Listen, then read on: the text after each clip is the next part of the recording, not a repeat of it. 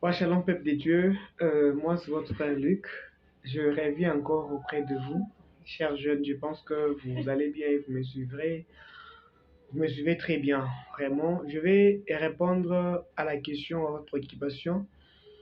Vous avez lu quelque part, on dit il n'y a pas de saint sur la terre à part Jésus lui seul. Voilà, je vais dire ceci première fois. Premièrement, je vais d'abord dire que sachez que dans le monde entier, il y a de saints. Il y a de saints, le saint existe. Si vous prenez ce verset, vous dites que il n'y a pas de saint. Jésus est venu mourir pour nous sauver, afin d'être saint et hériter le royaume des cieux.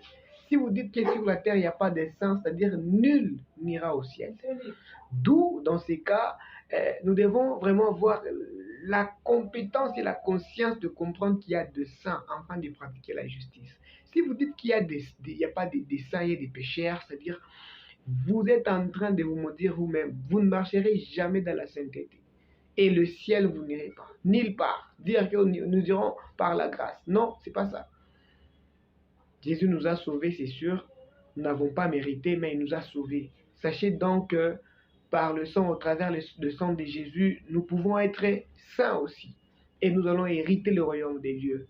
Donc le sang sur la terre existe. Dans le monde, il y a le sang. Voilà, il y a le sang. Parce que s'il n'y a pas de sang, on ne pouvait pas parler du ciel, on ne pouvait pas vraiment espérer qu'on ira au ciel.